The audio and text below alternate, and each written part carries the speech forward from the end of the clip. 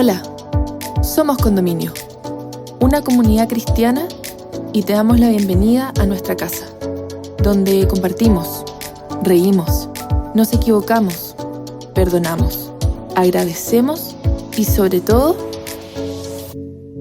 vivimos juntos el amor de Dios. Llegamos a ti con el último episodio de la serie Ciclos, presentándote el capítulo Muerte, donde Nicolás Espinosa y Tomás Quinsacara, amigos de nuestra casa, junto a la psicoterapeuta Cristina Azteca, nos invitan a reflexionar sobre una etapa crucial para el ser humano. ¿Cómo podemos enfrentar el temor a la muerte propia y de nuestros seres queridos? ¿Podemos cerrar ciclos de una forma óptima para nuestras vidas? Te invitamos a escucharlo y esperamos puedas encontrar muchas respuestas a estas preguntas en este episodio. Bienvenida, bienvenido.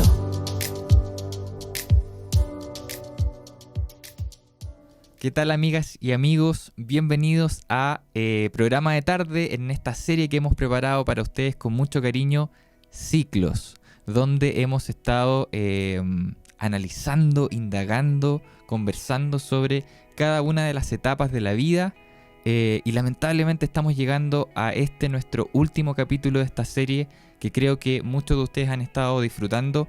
Gracias desde ya por estar compartiendo con nosotros en esta ocasión y vamos a tratar esta última fase de la vida que es sumamente intensa, difícil, podemos agregar muchos calificativos. Vamos a estar hablando hoy día de la muerte. Así que los invito a que se queden ahí para compartir con nosotros. Como ya saben, no estoy solo. Hoy día tenemos dos tremendos amigos invitados. El primero de ellos que quiero presentar, un amigo de la casa, Tomás Quinsacara. Bienvenido a este capítulo de programa de tarde en nuestra serie Ciclos. Muchas gracias, Nico. Es interesante porque me tocó estar con el primero, me tocó estar más o menos al medio y ahora me toca el último. Entonces, de verdad, muy entretenido todo esto. Me gusta cómo vamos cerrando los ciclos. Ahí, un poco comentando el título. Muy bien, has estado disfrutando de toda esta serie de manera especial. Ha sido un interesante camino, en verdad. Es como ir creciendo con la misma serie. Entonces, de verdad ha sido muy bueno. Y hoy día llegamos al final, no solo de nuestra serie, sino que también como al final de este gran ciclo que es la vida, con algo muy paradójico, que hablamos de la vida, pero también hablamos de la muerte. Así que entiendo, Tomás, que está con varias preguntas ahí para este capítulo. Efectivamente. Además muy que la muerte bien. también es un tema súper sensible y súper interesante para todos. Yo creo que tremendo. A todos nos afecta la muerte al final. Absolutamente. Bueno, amigos, no estamos solos, nosotros dos, no se preocupen, tranquilos. Trajimos a una invitada, pero de lujo. Si ustedes ya han participado con nosotros en otras series de programa de tarde, tal vez ya la conozcan, pero si te estás integrando por primera vez con nosotros, queremos que ella se presente. Yo solamente les voy a dar un tremendo dato acerca de ella. Ella lanzó su libro Cerrando Ciclos Vitales, nos va a contar también dónde podemos encontrarlo, y no queremos hablar mucho más de ella. Por favor, Cristina, bienvenida a programa de tarde, cuéntanos sobre ti, todo lo que quieras, estamos muy agradecidos de tenerte con nosotros. Wow, siempre digo, la agradecida soy yo de poder participar y si es posible sumar un granito de arena de felicidad o de paz a las personas. Así que estoy súper contenta. Gracias. Genial. Cuéntanos un poquito, para la gente que te está recién conociendo, cuál es tu expertise, a qué te dedicas, etcétera. Mira, yo me dedico actualmente desde hace unos 10 años en el área de la psicoterapia espiritual. Perfecto. Y nació realmente el cambio de la psicoterapia que yo manejaba justamente al terminar mi magíster en manejo del dolor y cuidados paliativos. Mi enfoque fue sobre el sufrimiento de las enfermedades crónicas y las enfermedades terminales. Wow. Y de verdad que para mí fue un antes y un después que me llevó a profundizar más en la trascendencia y el sentido de la vida, el sentido también de la muerte. De verdad que es una ventana maravillosa y he visto un proceso mucho más expedito y más profundo para las personas que acuden como consultante. Así que en eso he estado en estos últimos 10 años. Sí, mi libro es un libro viejo porque tiene alrededor de unos 19 años. Wow. Fue editado en México y gustó mucho, así que si alguien está interesado, en caso de que no lo encuentren en Amazon, que puede estar agotado, puede conectarme y yo le envío un PDF. ¿Ok? Perfecto. ¿A dónde te puede conectar cada persona que nos esté escuchando, Cristina, por favor? Lo mejor es a través de mi mail, Cris. Y mi apellido, Stecca, que se escribe STECCA,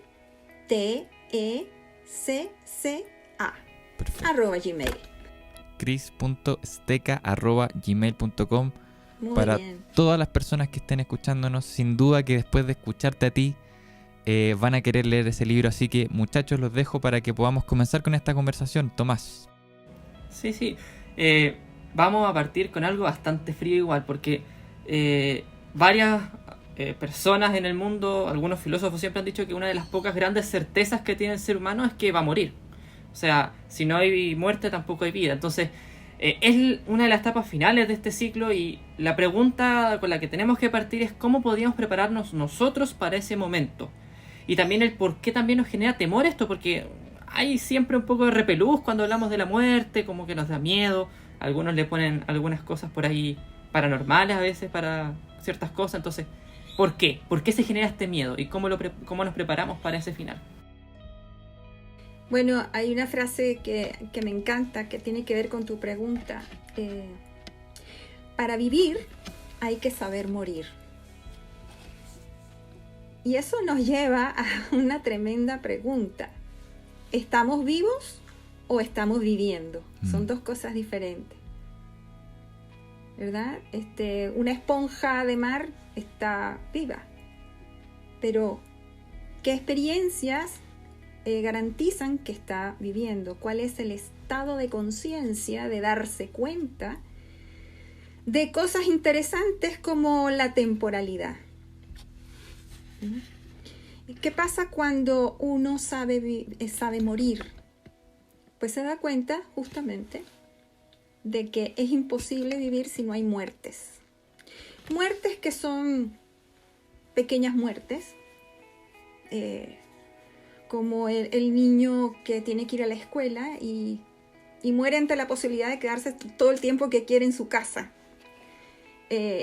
La muerte de una relación, la muerte de un proyecto de vida, la muerte al ego, que yo diría que es importante, porque cuando decimos para vivir hay que saber morir, ¿a qué tenemos que saber morir? Al ego, a esa construcción mental limitante que ya pasó de moda, podríamos decirlo, esa mirada lógica, lineal, cartesiana que nos mantiene en la caja, ¿okay? Y la caja es una forma de representar nuestras limitaciones y que son tangibles. Saltar más allá sería justamente lo que los existencialistas nos presentan. ¿Qué es existencia? ¿Qué es vida?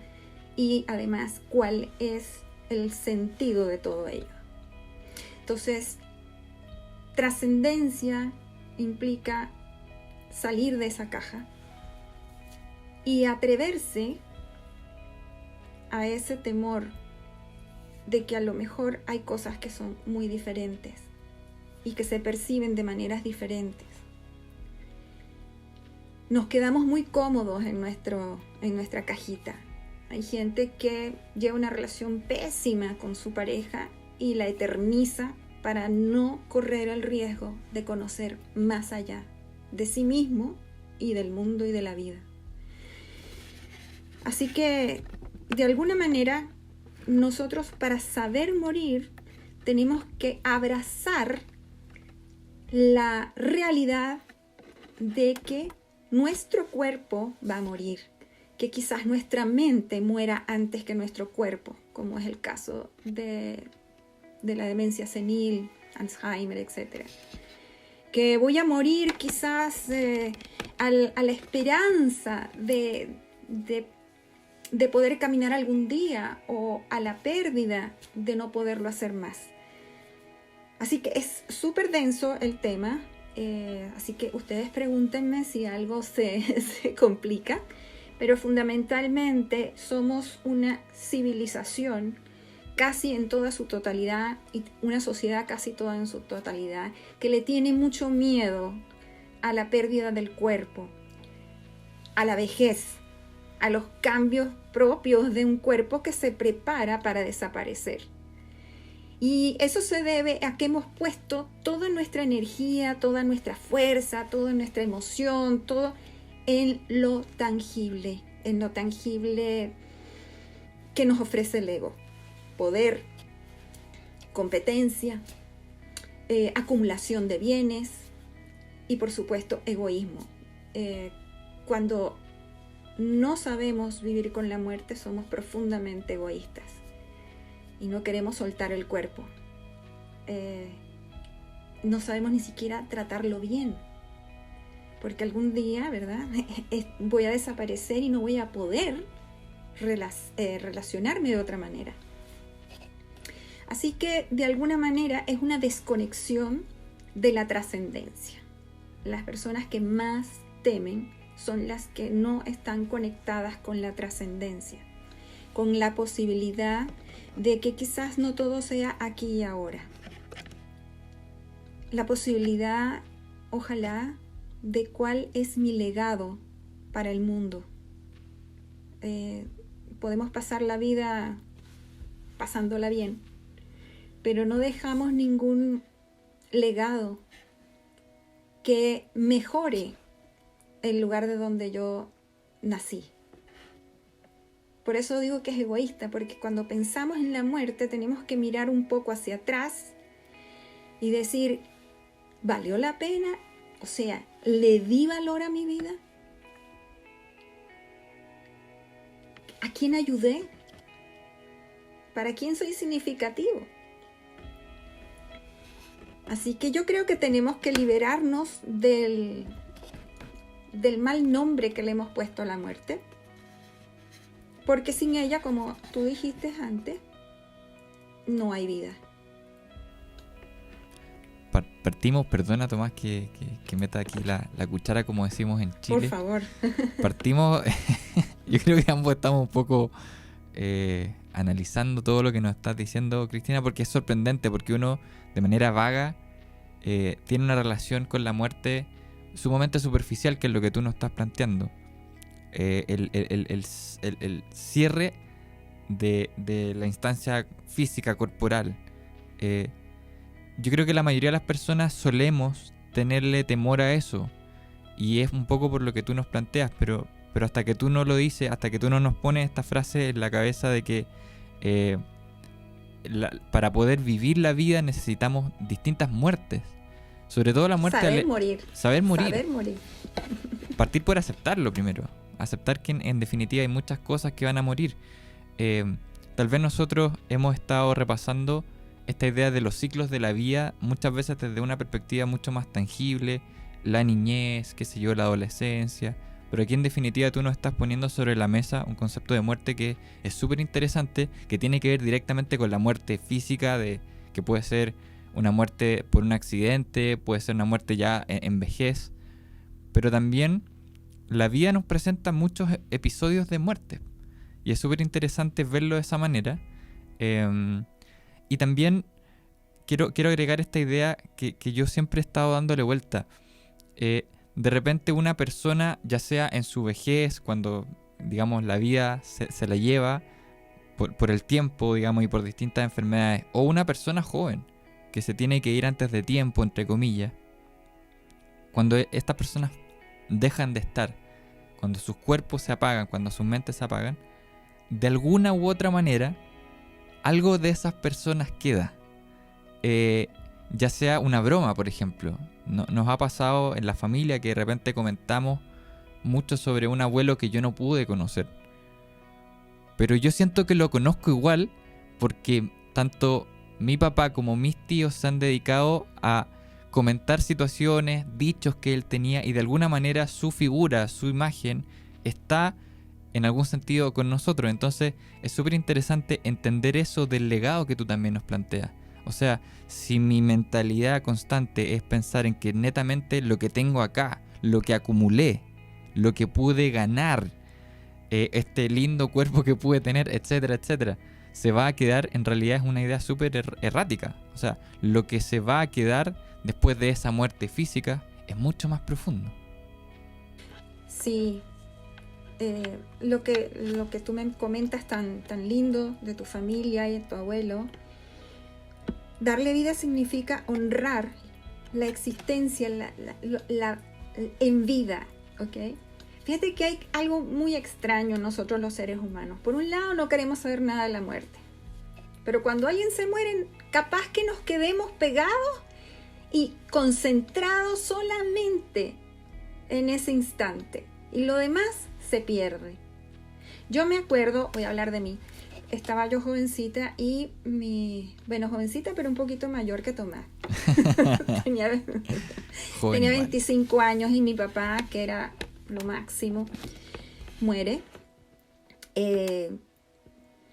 Y yo no me di cuenta estaba tan ocupada con niños, estudiando, trabajando, que mi duelo silencioso estalló 13 años después. Claro, tuve que ir a psicoterapia. Entonces, sí, no sabía lo que yo tenía, pero yo tenía una profunda tristeza que se me desbordaba por todas partes y decía, pero si lo tengo todo. Bueno, la terapeuta fue súper buena y me mostró. Y una de las cosas que me ayudó, porque ella decía, yo te pregunto algo sobre tu padre y inmediatamente te abrumas y lloras. Y ahí fue donde ella captó que yo tenía lo que se llama un duelo patológico o bloqueado. Y me decía, cuéntame de tu papá. Y lo primero que le dije, que tenía un sentido del humor increíble, que hasta poco antes de morir lo sostuvo. Y le conté otras cosas y ella me dice, ¿por qué decidiste honrar a tu padre con las lágrimas? ¿Por qué no tomas el legado de la buena persona que fue? Porque era generoso, yo le hablé de la generosidad de todo, pero además del humor. Y de verdad que ahí pude hacer las paces conmigo y con la muerte. Qué fuerte. Bueno, nos dejaste en bandeja el link para la siguiente pregunta, en verdad, porque, claro, uno puede saber que va a morir y uno a veces puede morir sin darse cuenta y ahí queda. Uno al final no va a ver lo que pasó después de su muerte. Es muy difícil que llegase a pasar eso, en verdad. Casi imposible, diría yo. Pero los que están al lado de nosotros sí sienten, sí viven algo. Y uno también como persona tiene relaciones con otros. O sea, yo me relaciono con mi mamá, con mi papá, con mis amigos, etc. Entonces, cuando muere un ser querido, ¿qué consejos nos podrías dar para trabajarlo? ¿Es bueno conversar esto antes de que pase? Absolutamente. Absolutamente. Mira, en los estudios que hice con personas en fase terminal, digamos, no ya, pero que sabían que iban para otro nivel, una de las cosas que más los complicaba era que nadie hablaba de la muerte. Y ellos no se atrevían a hablar de lo que le estaba pasando en relación a la muerte para no complicar a la familia. Y la familia tampoco hablaba para no complicar. Total que todos estaban complicados. Entonces, el miedo a llorar. Hoy sí me ve llorando. El miedo a que vamos a sufrir más. Y le digo, en efecto, eso es como tragarse una pastilla. A mí me cuesta un montón tragar las pastillas. Pero es un instante. Vas a llorar, se van a abrazar, pero va a dejar de sentirse solo y abandonado, porque eso le pasa a los pacientes en ese sentido, ¿verdad? Cuando ya ven que, bueno, ya vamos siendo historia. Entonces, el saber que esto es como sacarse un peso gigantesco, pero tengo que atreverme. Y eso es un paso de trascendencia. Ir más allá de mis miedos, de mis dudas, de mis creencias. ¿Y qué vamos a encontrar?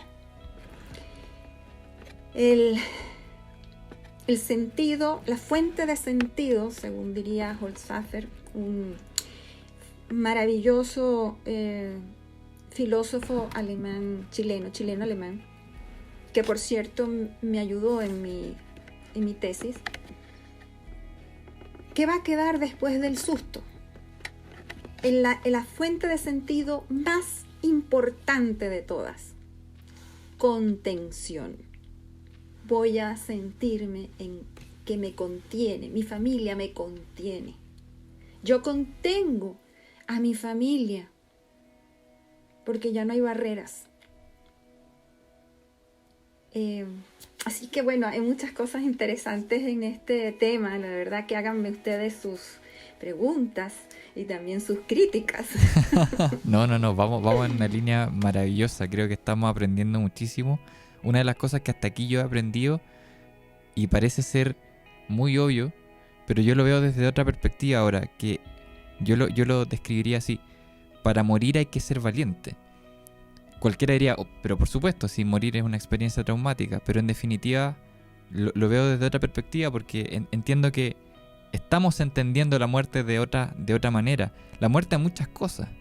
Y es interesante ver cómo esa barrera traumática de la muerte, por ejemplo, qué gran ejemplo, Cristina, la de la pastilla. Te entiendo demasiado. Me carga tragarme la pastilla. Yo soy de esas personas que muele la pastilla.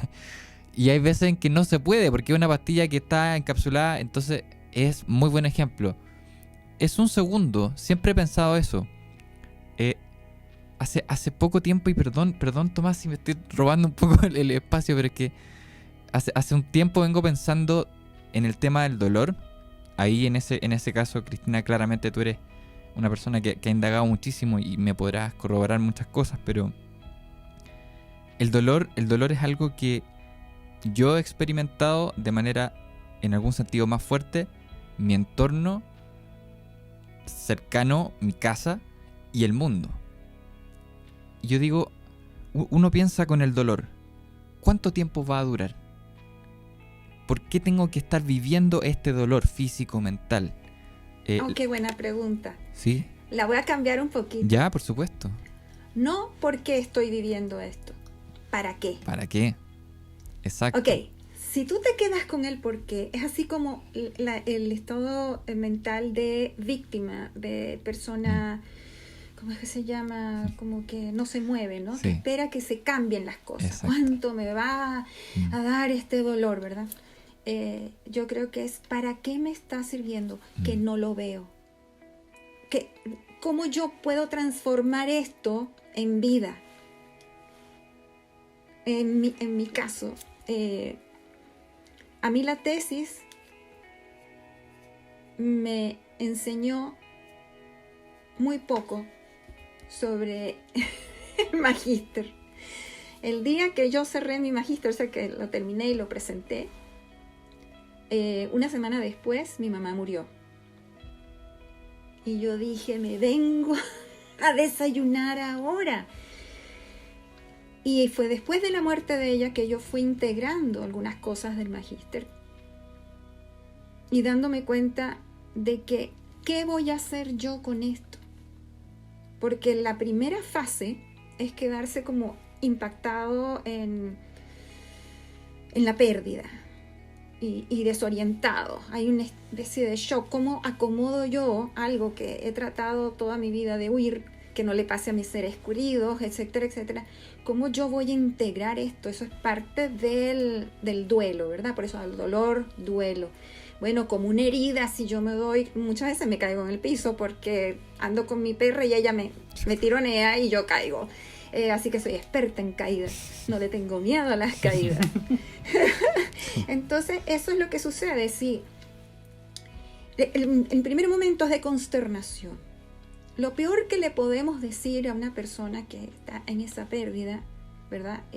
Se murió un familiar, alguien joven, es darle consejos. No hagan eso. Ni vengan a decirles que está mejor en otro mundo, se lo llevó Dios y todas esas cosas, porque ¿saben qué? No les sirve al que está sufriendo. Hay otra hermosa clásica, todo pasa por algo. Ahí podemos sumar una lista de cosas que en ese momento no sirven de nada. Es más, tú dices eso y la persona se siente más aislada todavía, no se siente comprendida. Comprendo tu dolor. No lo comprendo, no lo quiero comprender. No quiero que me pase eso. Hace poco a un familiar cercano de mi esposo se le murió su hija maravillosa en todos los sentidos, 30 años. ¿Cómo? No quiero saber eso. Eso puede ser más honesto. ¿Sabes qué? Te acompaño en lo que pueda. No quisiera saber lo que estás pasando. No quiero estar ahí. Y lo próximo, callarnos la boca y esperar que la otra persona hable.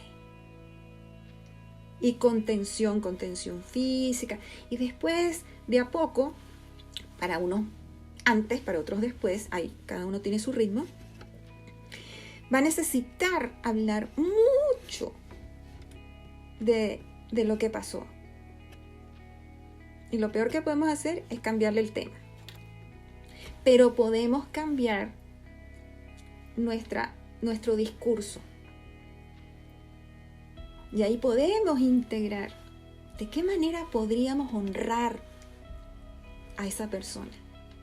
Y están los rituales que son súper importantes a nivel psicológico, los rituales en todas partes del mundo, de diferentes formas, hacen que el proceso se vaya elaborando, ¿ok? Se va abriendo nuevos canales, yo diría, de asociación de ideas, de las tantas maneras en que yo me sienta partícipe de lo que está pasando. Si es una persona religiosa y piensa que quiere que su alma se eleve, pues entonces vaya a las oraciones. ¿Okay? ¿De qué manera yo puedo, por un ratito, en el altar de mi corazón, darle esa honra, darle ese espacio? Existió. Y aunque haya sido la peor persona del mundo, vamos a necesitar que la persona se enfoque en lo único positivo. Hay un relato muy interesante creo que es de la tradición sufí, que es vamos a decir, la sufí es la parte esotérica del movimiento musulmán. Y resulta que había un caballero que era muy malo, pero muy malo, mataba, robaba, insultaba, todo lo que ustedes se imaginen. Y ¡pam!, se muere. Y de repente se da cuenta que su alma va para arriba, y pasan las nubes y dice, se equivocaron porque yo tengo que ir al infierno. Bueno, y llega, ¿verdad?, al cielo, todos los ángeles cantando, dándole bienvenida, y aparece Dios. Por supuesto con una barba, porque si no, como uno se imagina a Dios sin la barba. Si no es entonces, entonces él le dice, pero Dios, te equivocaste, fui tan malo, hice esto, aquello, lo otro. Mira, lo único que te puedo decir bueno de mí es que yo le daba de comer a los gatitos. Y Dios lo miró y le dijo, por eso estás aquí. Wow. Misericordia. Entonces la gran tarea es buscar esa chispa de luz que todo ser humano tiene. Y acompañar es estoy contigo, ¿qué necesitas? Y trabajar más desde el silencio. Cristina, perdón, aquí no quiero, yo siempre aparezco con un canapé, con algo que puede ser, que me interesa muchísimo, y yo sé que tú tienes una corrígeme si estoy bien, una ascendencia judía, ¿no? ¿Tú también perteneces al judaísmo en algún sentido o no? No, lo que pasa es que por cosas que no entendemos, ¿ya? Mis padres siempre admiraron al pueblo judío. Perfecto. Mis padres eran italianos. ¿Ya? Mi papá fue un partisano. Partisano es como decir una fuerza militar claro, informal que tenía, ¿verdad?, vínculos con los que estaban contra el nazismo. Entonces, por esa razón, alguien dio la noticia, hizo saber a las autoridades de aquel momento que mi mamá era esposa de ese tipo. Okay. Y ese tipo había hecho otras cosas, ese tipo, mi papá. Había liberado centenares de judíos por la posición que él tenía en ese momento de liderazgo dentro de las fuerzas de Mussolini. Perfecto. Ok, entonces ella tuvo experiencias dentro del campo de concentración. Mi papá tuvo experiencias con la liberación de los judíos. Y siempre hubo como instancias, la mejor amiga de mi mamá era judía, bueno, una cantidad de cosas importantes. Y mi primer pololo a los 9 años era judío. Así que... ok. O sea... Pero esto quedó como simplemente admiración y respeto por... pero fue hace 10 años que tuve una cantidad de situaciones importantes en mi vida y yo dije, bueno, Dios, si existe algo más que esto, muéstramelo. Y la verdad que tuve, ¿cómo decir?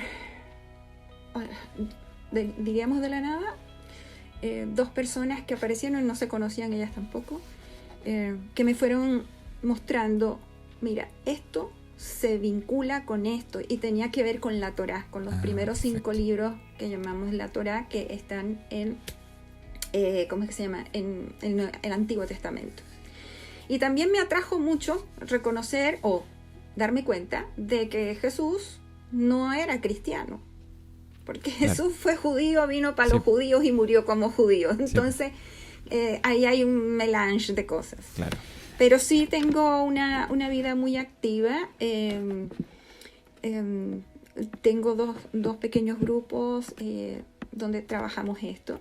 Y a mis pacientes, sin tener que decirles nada de esto, aplico mucha de esa sabiduría y he visto realmente unos avances mucho más expeditos que cuando yo estaba en el área de la psicoterapia. Tremendo. Yo te lo hacía saber o te lo comentaba porque alguna vez escuché un predicador, escritor, que contaba sobre una tradición que existía en la cultura judía que tenía que ver con el duelo y que efectivamente apuntaba al encuentro en el silencio, que ellos pasaban mucho tiempo, muchos días junto con la persona que había tenido una pérdida en un pleno silencio. Y la verdad que cuando escuché eso me hizo mucho sentido, por lo mismo que tú planteabas, y en relación también a la pregunta que originalmente nos dejó Tomás.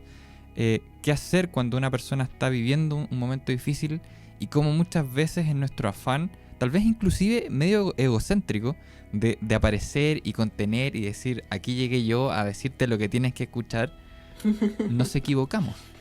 Y cuán poderoso fue conocer esta tradición del silencio en momentos tan difíciles. A veces el estar en silencio es mucho más poderoso. Sí, ese ritual, en este momento no recuerdo el nombre, se compone de 7 días de duelo total, donde se genera el llanto, el porqué, o sea, el doliente, ¿verdad? El doliente, la familia que o el hijo del papá, ese es como catársico. Claro. ¿Ok? Durante 7 días. Eso tiene también sus connotaciones espirituales, pero fundamentalmente es. Y los demás no pueden hablar hasta que ellos no hablen y soliciten algo. ¿Ok? Por supuesto, dentro del judaísmo hay cualquier cantidad de movimientos y de diferencias y todo lo que tú quieras, entonces estamos generalizando, ¿no?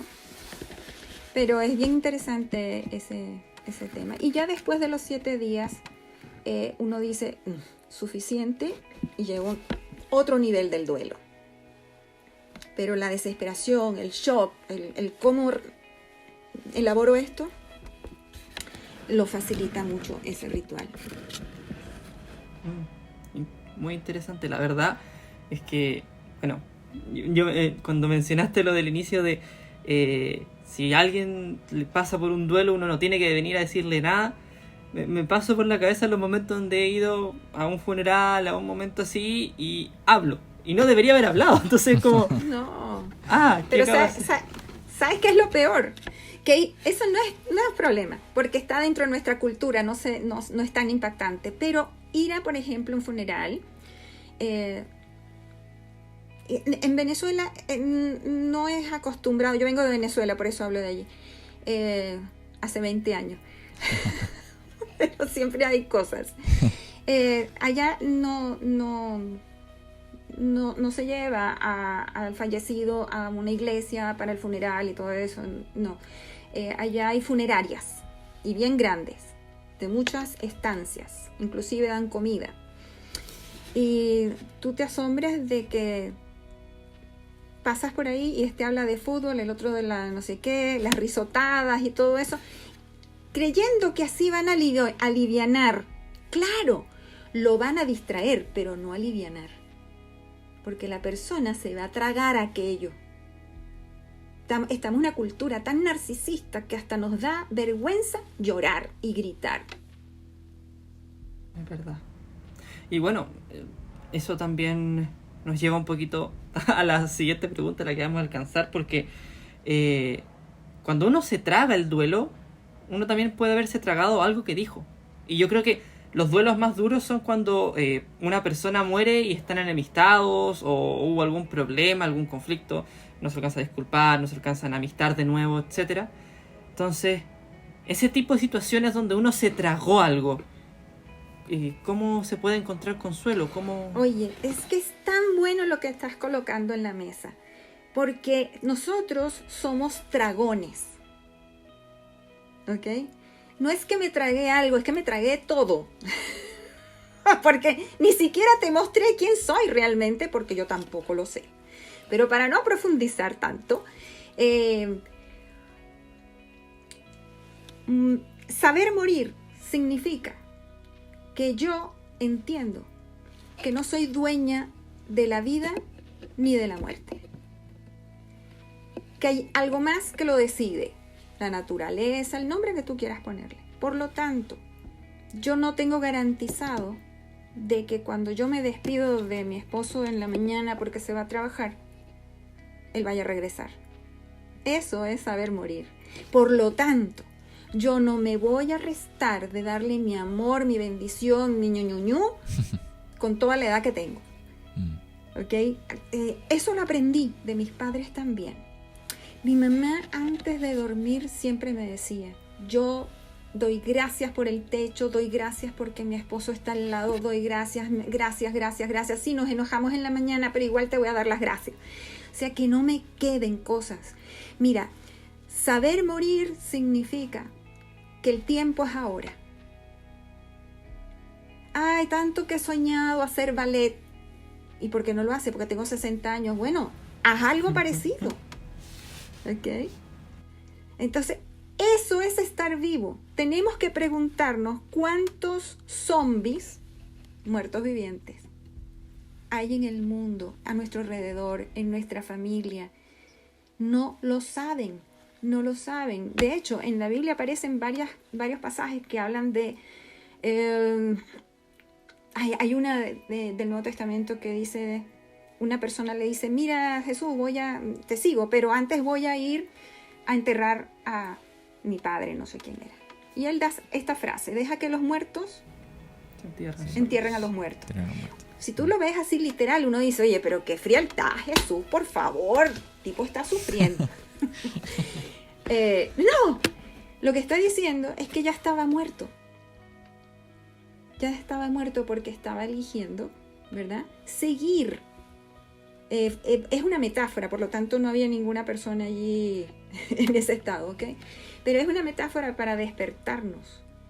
Cuando Jesús le limpia los ojos a los ciegos y le da vista a los ciegos, lo que tenemos que rescatar es que no veíamos, que no vemos. Les voy a dar un dato muy lindo. Física cuántica. Wow. El 99% de todo lo creado es intangible. Y nosotros vivimos pegados al 1% creyendo que esa es toda la realidad. La realidad, el 99%. Yo no tenía Esa energía. ese dato, Cristina. No sé, me volví loco con lo que acaba de decir. Me explotó el cerebro. Pero ustedes Nico, no lo pueden ver porque es física cuántica. si querés te podemos rentar un poco más el cerebro todavía, porque piensa que nuestro cuerpo es más vacío que cuerpo, porque los átomos tienen una formación tal que están muy separados. Y lo otro es que tú Eso. tampoco nunca tocas a nadie. Entonces, de por sí esto que tenemos como cuerpo es una ilusión.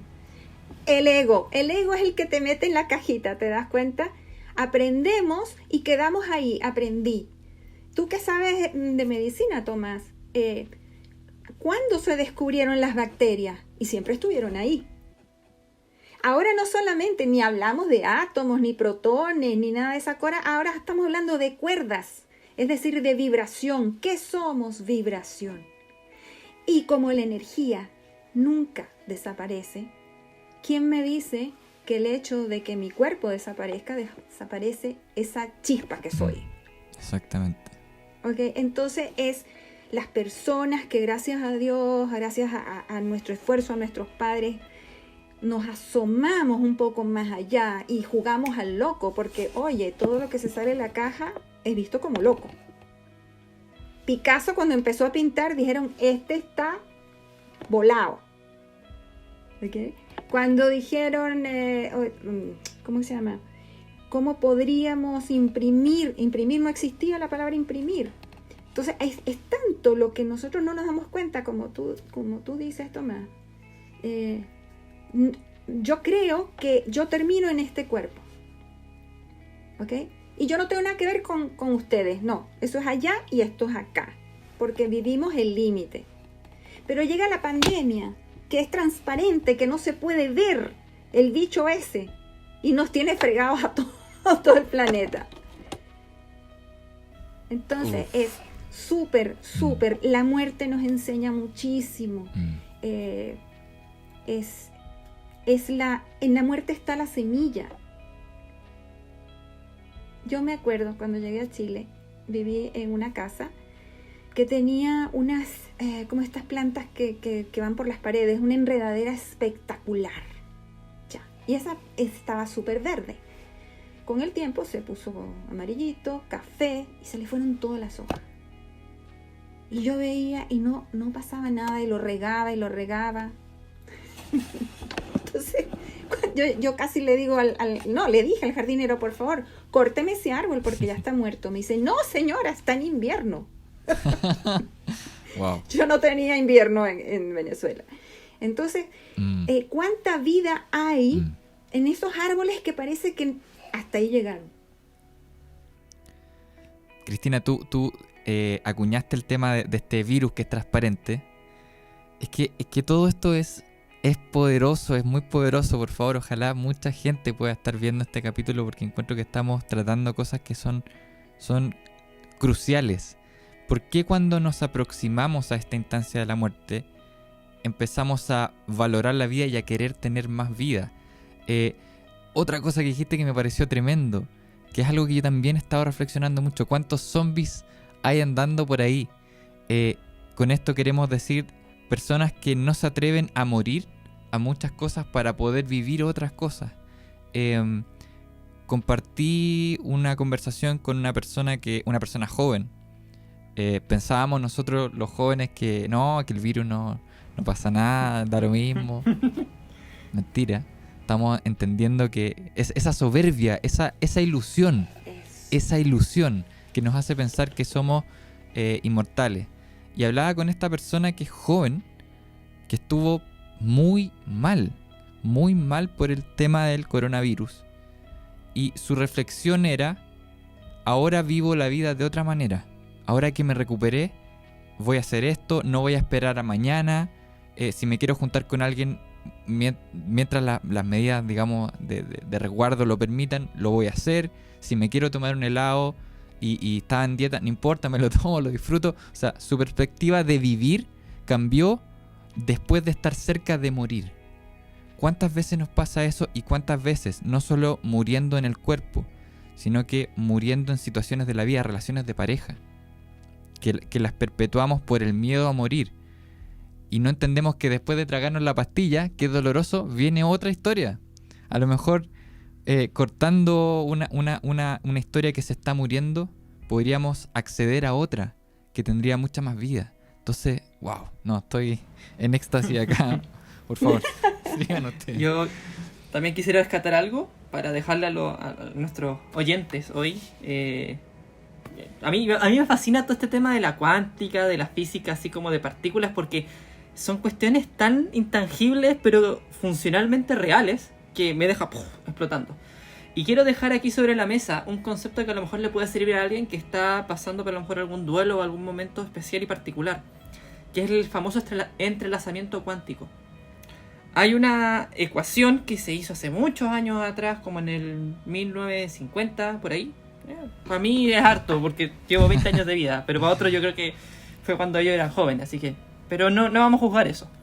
La cosa es que esta ecuación planteaba que dos partículas cargadas eléctricamente, como pueden ser los electrones, pueden intercambiarse de átomo, por ejemplo, pero van a quedar enlazados a su átomo inicial. Por esa razón, por mucha distancia que tengan, estos dos átomos van a seguir estando conectados. Aunque uno desaparezca del mundo, van a seguir estando conectados porque el electrón que estaba acá, que se traspasó a la otra partícula, queda enlazado cuánticamente. Bueno, ahí hay unas paradojas que se pusieron de repente, pero este concepto lo podemos llevar a la vida práctica. O sea, si yo me relaciono con alguien lo suficientemente fuerte como para poder intercambiar con él, aunque sea un simple electrón, va a quedar conmigo esa persona y yo con él, no importa la distancia que pase, ni los años tampoco. Entonces... Fíjate, sí, perdón, Tomás, es muy bueno lo que me gusta escuchar eso. Fíjate que dentro de la tradición cabalística, que es la corriente más profunda del judaísmo, se habla de la ley de similitud. Es muy interesante. Por ejemplo, bueno, ¿qué te digo? Vamos a hacer una prueba acá. Aquí hay 2 cuadernos, ¿verdad? Okay. Y voy a poner en el medio con mucha dificultad. Supónganse que en el medio está este lápiz. ¿Ya? ¿Qué está más cerca de este libro? El lápiz. El lápiz. Eso, ¿verdad? Es pensamiento cartesiano. La similitud viene dada, la similitud es la que te acerca.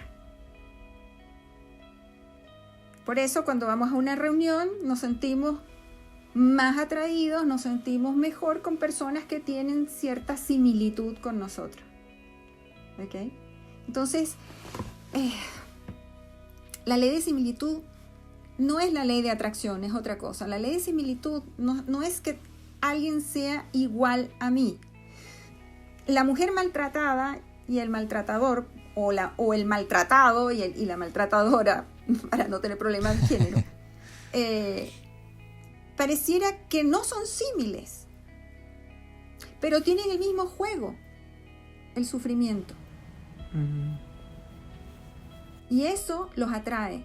Por eso no es raro ver que mujeres que han sido o han estado en un ambiente de violencia intrafamiliar o de desprecio o lo que sea, se sientan cómodas con alguien que al principio no lo parece, pero la ley de similitud escapa a nuestro conocimiento ego, de nuestro conocimiento limitado. Entonces es súper interesante. La cuántica realmente da mucho apoyo al trabajo del conocimiento del judaísmo. Es impresionante. Bueno, nos fuimos un poquito igual con esta locura de la cuántica y con esto, pero volviendo al tema, claramente ya hemos visto que la muerte es algo que pasa siempre. Y la pregunta ahora que viene acá en la pauta, y que es mejor dejarla explícita antes de que quede adentro, es mejor decirlo antes de tragárselo, como dijimos recién, es si es que hay alguna posible restauración mía, tanto de forma física, espiritual, emocional, cualquier área de la persona, después de la pérdida de un ser querido. ¿Puedo yo restaurarme ante una pérdida, por así decirlo? ¿Restaurarte es recuperarte? Claro, es renovarse. Ese es como un sinónimo de la palabra. Va a depender de lo que yo haga con eso. Tengo que ser proactiva, como te decía, no puedo ser pasiva, víctima, ¿entiendes? Como que esto me pasa. Es como la gente que dice, es que el amor se fue. No, seguramente lo ahuyentaron. ¿Okay? Nosotros hacemos cosas y como no somos conscientes porque andamos en modalidad zombie, no nos damos cuenta de la intercomunicación, de la interacción constante que tenemos nosotros con todo. No nos damos cuenta y somos irresponsables. Y después decimos, ay, ¿por qué a mí Dios? No, mira, no lo sé, pero lo voy a usar para que sirva. No sé si contesté o me fui. Sí, no, está bien. Súper. Ok, ¿hay posibilidad de restauración? Claro, va a depender de si yo voy a ser proactivo o no. Es decir, ¿qué voy a hacer con esta experiencia? Ahora la pregunta que se abre, claro, es ¿cómo? ¿Qué tips le podrías dar a nuestros oyentes? Y bueno, a nosotros dos también, que estamos increíblemente fascinados con todo este tema. ¿Cómo podemos hacer este switch? Porque comúnmente uno cae con este tema del duelo, Claro, pero claro. de haber como una forma de levantarse. Sí. Primero tengo que preguntarme qué es lo que me tumba, si me voy a levantar. ¿Qué es lo que me tumba, verdad? Que no pude decir las cosas, que no fui honesto, que no aproveché el tiempo. Ok, ahora yo tengo entonces que hacerme cargo de eso. ¿Cómo voy a recordar esto? ¿Para qué me ha servido esta muerte súbita de una persona joven, por ejemplo? ¿Qué reflexiones llevo para mí? Me doy cuenta de que realmente no soy dueña del planeta, no soy dueña de nada. ¿No será que la humildad me puede acercar más a la restauración? No soy el único que sufre. Entonces, una manera, pero tangible, de cómo nosotros podemos salir de estados ya como crónicos de sufrimiento y todo eso, es que, ¿sabes qué? Tenemos que ayudar a otros. Esa es la medicina más grande que puede haber, te lo digo por experiencia. No es que me voy a hacer la loca de lo que me está pasando, sino que este amor o esto que tengo acá, ¿cómo lo hago? Mira, hay un pasaje corto de Gandhi, ¿ya? En un momento súper tremendo donde él casi muere de una cuarentena de muchos días, creo que eran 40 días, por cierto. Y la India estaba en un tremendo problema sociopolítico también y de castas. Entonces estaba la línea musulmana y la línea hindi. Y ahí estaba la pugna. Y en el lugar donde él estaba, casi muerto, se salta la seguridad, un hombre desesperado, y se acerca a Gandhi. Y cuando se va a acercar, los guardias lo quieren sacar y Gandhi hace así como, déjenlo. Y este hombre venía llorando y con ira y decía, ¿cómo tú hablas de libertad? ¿Cómo me voy a librar yo del dolor de darme cuenta de lo que hice? ¿Y qué había hecho? Había tomado un niño chico, musulmán, por los pies y lo estrelló contra las paredes. Y lo mató, por supuesto. Y lloraba a mares. Y Gandhi lo miró y le dice, hay una salida de este infierno. Busca un niño de la misma edad, musulmán, que haya quedado sin padres. Y lo vas a criar bajo la religión musulmana. Eso es morir al ego. El mensaje espiritual presente casi en todas las tradiciones. No vinimos acá para iluminarnos y mirar el techo. No. Iluminar significa que aquello que puedo conocer, dar, metabolizar, aquello que me enriquece, tengo que inmediatamente transferirlo, compartirlo, multiplicarlo. Sea que sé hacer unos bombones ricos, no importa. Eso es iluminar. Bueno, Wow. yo estoy impactadísimo. Es que El compartir, el entender. Es la clave. Al final, Sí. hablar de la muerte nos lleva a lo esencial de la vida, que es morir al ego y entregar a otros. Eso es lo que me tiene impactado. Me tiene muy impactado.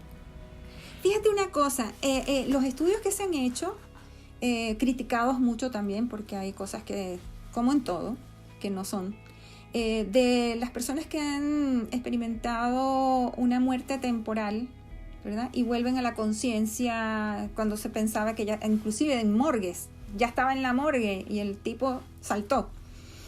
La visión generalizada es que pasan por un espacio de reflexión de su vida. No recuerdan cuánto dinero ganaron. No recuerdan qué lindo me salió la operación de los ojos o la operación de sacar la grasa del cuerpo. Nada de eso. No recuerdan los aplausos. Lo que recuerdan son los vínculos. Eso nos dice algo. Wow. No podemos decir nada más, Tomás.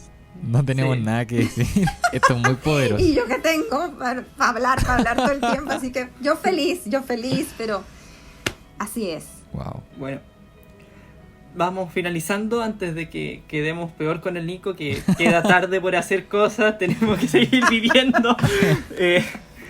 Y tenemos, para finalizar, una pregunta del público que nos llegó a través del Instagram. Este fue un mecanismo que estuvimos haciendo durante todos ciclos y la verdad es que igual es una pregunta muy interesante, pero sale un poquito de lo que estamos hablando específicamente ahora. Y textualmente dice: un espíritu o carácter optimista y resiliente ¿podría enfrentar en mejores condiciones una enfermedad terminal? Sí. Te lo digo así.